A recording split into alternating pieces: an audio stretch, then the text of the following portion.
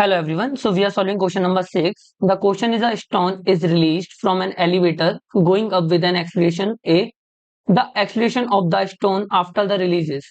So इस question में क्या बोला है? सबसे पहले हम इसका की कॉन्सेप्ट समझ लेते हैं, जो कि हर चैप्टर में जब भी ऐसा क्वेश्चन आएगा जिसमें एक मूविंग व्हीकल से या मूविंग ऑब्जेक्ट से हम दूसरा ऑब्जेक्ट को थ्रो कर रहे हैं या रिलीज कर रहे हैं, वहां पे ये बहुत काम आता है। तो क्या होता है, जब भी एक मूविंग मूविंग ऑब्जेक्ट जिसका एक्सीलरेशन ए है और वेलोसिटी उस इंस्टेंट पे वी है, जब हम उसको थ्रो कर रहे हैं, तो सिर्फ एक्सीलरेशन जो है वो पास नहीं होता, लेकिन वेलोसिटी पास हो जाती है।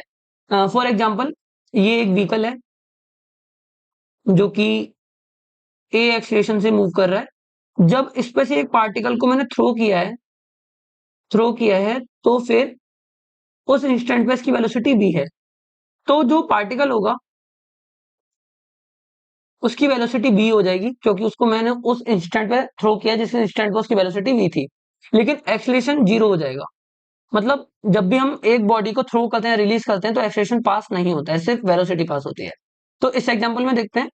इस एग्जांपल में क्या हुआ है कि एक स्टोन है जो कि एक मूविंग जो एलिवेटर है वो गोइंग अप है, यानी ऊपर की साइड जा रहा है विद द एक्सीलरेशन ए। तो मैंने उसको रिलीज किया है। जब हम रिलीज करते हैं तो रिलीज करने में वेलोसिटी हमेशा जीरो होती है। पहला रूल, जब भी रिलीज करते हैं तो वेलोसिटी जीरो होती है, इनिशियल वेलोसिटी जीरो होती है। और जो एक्सीलरेशन होगा वो पास नहीं होगा। तो इन इन दिस केस क्या होगा, सिर्फ उसके पास ग्रेविटेशनल एक्सीलरेशन होगा। ग्रेविटेशनल एक्सीलरेशन होगा जिसकी वैल्यू होती है जी।